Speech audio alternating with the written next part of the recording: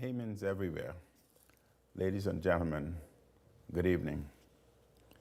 I want to speak briefly this evening about a number of emergency measures to reduce the spread of COVID-19 on the island of Exuma.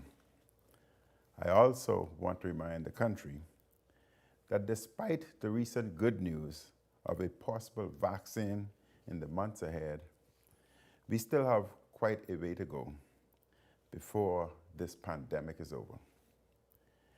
A widely distributed vaccine will take some time. In the meantime, we must continue to use the public health measures to keep us and our loved ones safe. There is hope on the horizon. But let us continue to hold on and to do the right things in order to save lives and to protect our health and that of our fellow Bahamians. As you are aware, over the past few weeks, the government has implemented a series of measures on New Providence, Abaco, and most recently, Eleuthera, to reduce the spread of COVID-19 on these islands. The measures on New Providence and Abaco have helped to significantly decrease the spread of this virus. We have made considerable progress. I thank you for your patience and your cooperation in the following health guidelines.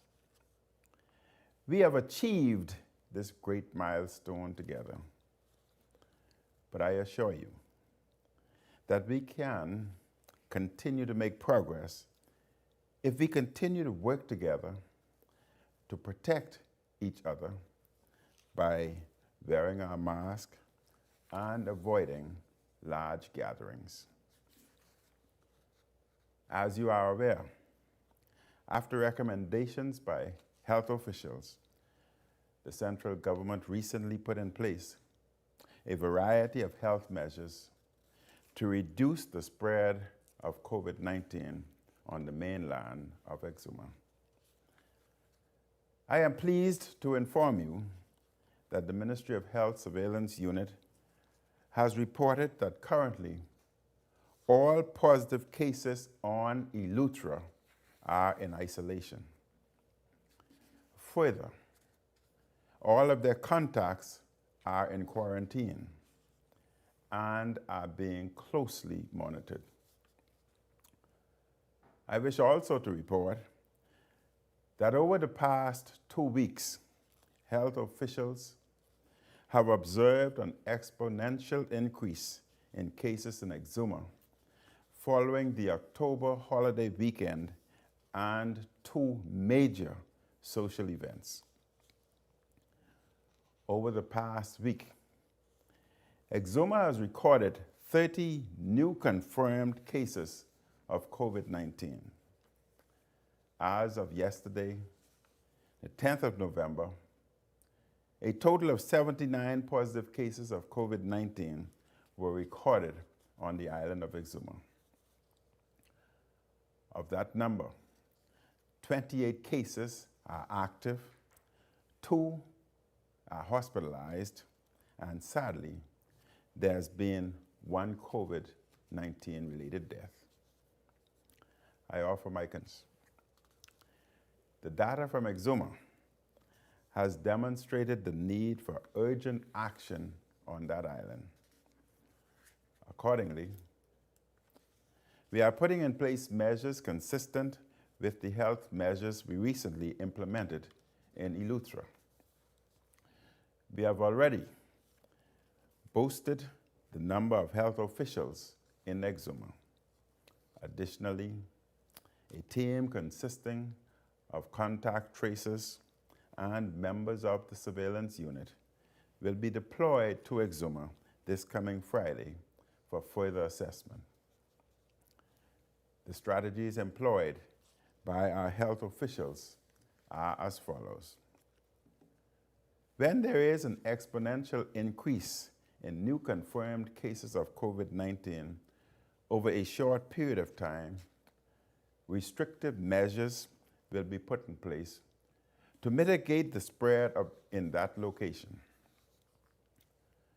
These restrictive measures are combined with the wider and more comprehensive strategies that include contact tracing, testing, health screening surveys, isolation, and quarantine. Tonight, I wish to announce that effective Thursday, the 12th of November, the following health measures will take effect on the mainland of Exuma. These measures do not apply to the Exuma Keys for the time being. There will be a 24-hour weekend curfew starting Friday at 6 p.m. and ending Monday at 5 a.m. During the weekend curfew, business operations will not be allowed to open. The weekday curfew, Monday to Friday, will be from 6 p.m. to 5 a.m. Commercial activity may continue as normal during the week, except as follows: fish fries, bars, and restaurants connected to bars will be closed. Private and public social gatherings are not allowed. Funeral services may take place at the graveside only and will be limited to 10 people, not including the officiant and caretakers. Weddings will be limited to 10 people, not including the officiant. Repasts and receptions are prohibited for weddings and funerals. Church services may take place only by virtual means. A maximum of 10 persons may provide live stream services from the sanctuary. In-person classroom instruction is also prohibited, but may take place by virtual means. Another part of the strategy to manage COVID-19 is immediately to restrict travel from a high-risk location. As such, effective tomorrow, domestic travel by air or sea vessels is prohibited in and out of Exuma, except in emergency and where approved by the Director of Civil Aviation Authority or the Chairman of the Bahamas Maritime Authority. Anyone traveling from Exuma to any other island in the Bahamas will be required to have a negative COVID PCR testing. This will be required in order to leave the island of Exuma, except where exemptions are provided for in the emergency powers order. I know that this is short notice, but this is essential after seeing what had happened on several past occasions.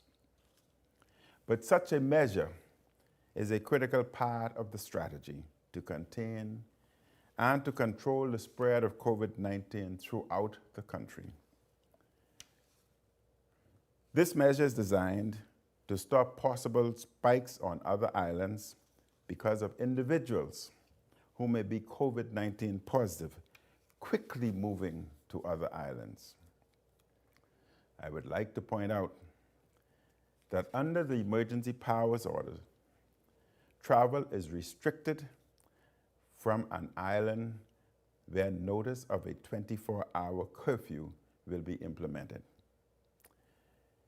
Anyone in breach of this will be subject to a fine under the order. I am pleading with residents of Exuma to abide by the emergency powers order and to not flee Exuma to avoid such an order.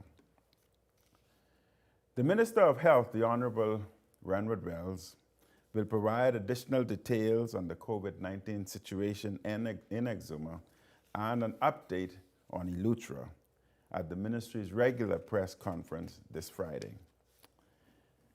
As I noted this past Sunday, as we emerge out of the second wave, let us cautiously be optimistic and let us continue to be careful. Yesterday, the government re-implemented the 14-day quarantine requirement for travelers from New Providence to the Family Islands. This requirement will be in place for a short time only. We anticipate that it will be lifted once the domestic health screening survey is implemented, consistent with the International Health Screening Survey. Bahamians, ladies and gentlemen, we are opening up. But if we stop following the health advice, viral cases will increase again and we may end up back where we started. There are several things we must continue to do. Wear your mask properly over your nose and your mouth. Wash or sanitize your hands regularly. When out, remain physically distant from others. We must be mindful that even though our situation has improved to some extent, the pandemic is not yet over. It will continue into the next year. And throughout this pandemic, through the good and the challenging times, we have followed the advice of our public health officials. Let us continue to do so as one Bahamas. I thank you again for your cooperation and adherence to the health measures. Earlier today, I took part in a wreath-laying ceremony in honor of Remembrance Day. Before I leave, I would like to pay a special tribute to those brave Bahamians in the armed forces who paid the ultimate sacrifice and those who served courageously at home and abroad to protect their fellow citizens and the cause of freedom. I wish you and your family a pleasant good evening. May God continue to bless each and every one of us, and God bless the Commonwealth of the Bahamas. Thank you and good evening.